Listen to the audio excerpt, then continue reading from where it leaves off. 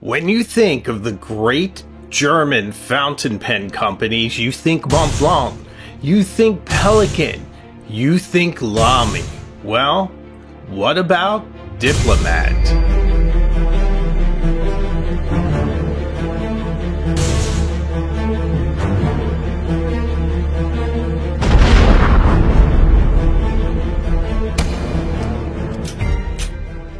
And why is it that we don't think of Diplomat?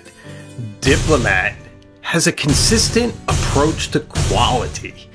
They use extreme tolerances, interesting materials, fine machining, mixtures of textures, incredible design, sleek function. They use really interesting nibs, and their pens are usually made from steel and aluminium. And let's not forget the caps, how they snap. This one's magnetic. It's exquisite. Diplomat is the more edgier cousin to those more traditional and staid brands. Diplomat's like your cousin that shows up to a wedding in a motorcycle jacket with his Ducati parked out on the curb. It's interesting, edgy, stylistic, and doesn't look for approval. See this packet. Parabellum. The funny thing is, Diplomat is over 100 years old. Diplomat was founded by Karl Rochlessen Sr. in 1922 in Hennef-Sieg-Verstrasse.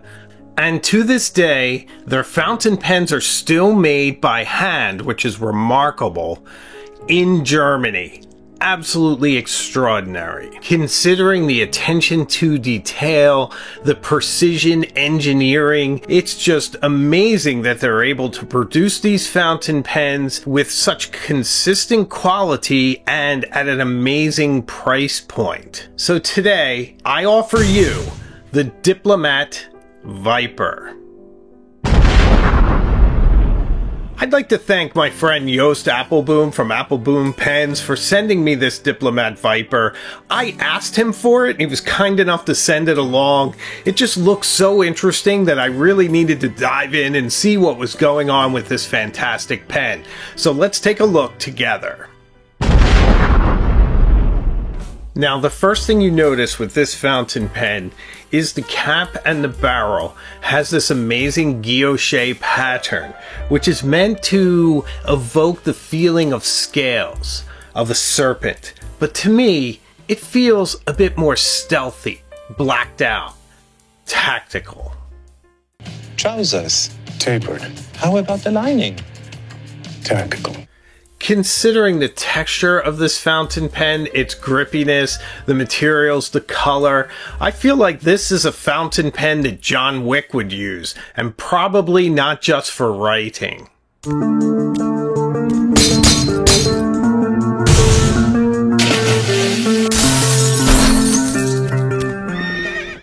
One of the highlights of this fountain pen is its nib.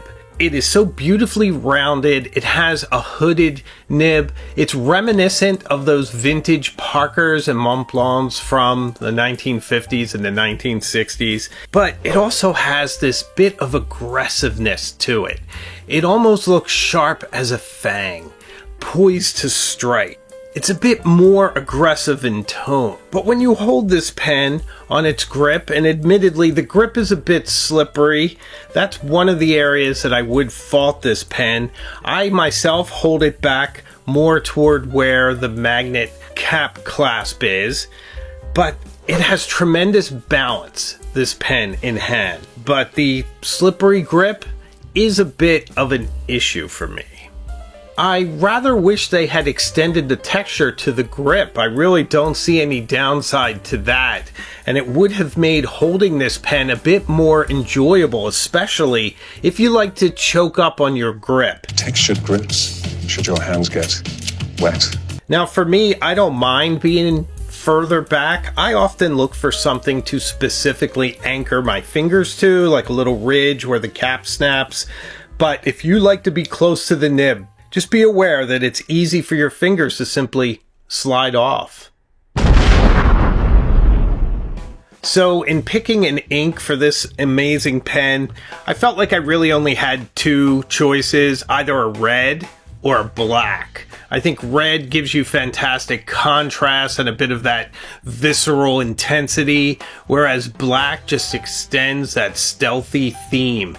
I thought perhaps I would use Chalcoro, but that ink is a little dry. It takes a bit of the joy out of writing with it. So instead, I thought I'd go to my mainstay, J. Herbin's Pearl Noir, for that beautiful trailing obsidian ribbon of ink. That's what I want for this fountain pen. And as you can see, this fountain pen is fueled by a cartridge converter system, so it's very nice to have a converter included so you can fill from any bottle you wish. Inking this pen is quick enough, easy enough, it gets you back into the action fast.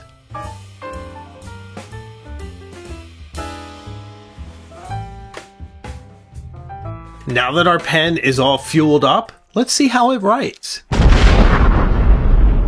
Oh, this is nice. This is very smooth. Oh, wow. I do feel the grip is a little slippery. That's the one thing that keeps throwing me off a little bit, but as long as I adjust my hand back, it feels much better. But wow, when it comes to writing, this does feel really nice.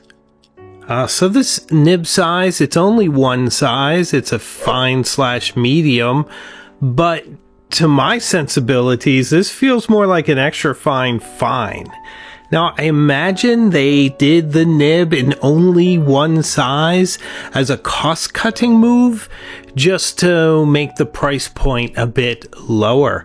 And in that, I'd say they're largely successful, but I would stress that you have to like very fine nibs to really appreciate this fountain pen.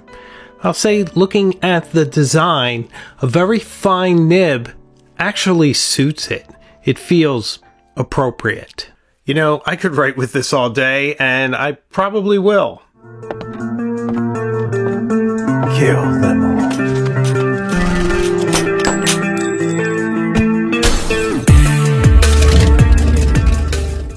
So for $82, I'd say this is a pretty amazing fountain pen. The tolerances are really great.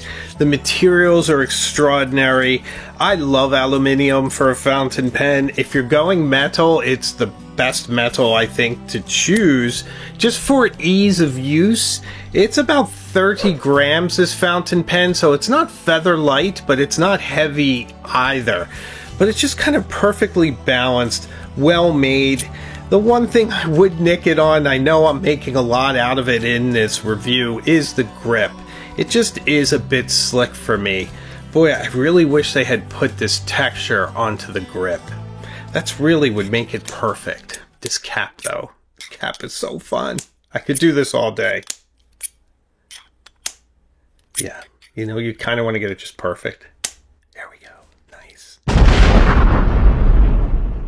For $82 US at the time of filming, I think you get a very good value proposition with this fountain pen. It's a solid writer, it's very smooth, it's an interesting and unique design. It's just really brilliant and really amazing and a lot of fun to use. I'm wondering how it's going to fit into my lineup, especially with me being a little stricter on which pens I hold on to. I'm looking at my collection now as being more curated. Each pen has to have a function. This one for me is more tactical. It's just really perfect, I think, for EDC, for being out in the field. And that's how I'm going to use it. So I don't quite know if I'm the Baba Yaga when I'm using this pen, but it does make me want to wear more finely tailored clothes, to have this clipped inside my jacket pocket at the ready. This is a pen for accomplishing things, for crossing off tasks from a to-do list, for journaling outside, for taking notes. It's just a very nice all-around pen with some aggressive styling in a really interesting, neat packaging. So I'm enjoying this fountain pen. And if it weren't for the grip, I would be very, very enthusiastic about it. But as it is, I think it's brilliant and another great pen from Diplomat. So I'm beginning my journey with this fountain pen. I don't know where it'll lead, perhaps all the way to the high table. But wherever it is, I'll take you along for the ride. So thank you so much for watching today. Let me know what you think of the Diplomat Viper and Diplomat fountain pens in general. I kind of feel like it's a brand that just doesn't seem to get the attention that it deserves. Let me know in the comments, and if you've reached this point in the video, consider subscribing. I'd love to have you here for all the different things that we do. And if you want to support the channel even more, consider becoming a member. Membership's a lot of fun, and I have a pen pal group for Cognoscenti and Illuminati members, so come on board. So I make new videos all the time, and I have a live show as well, so I can promise you we will see each other again very soon further up the road. So take care.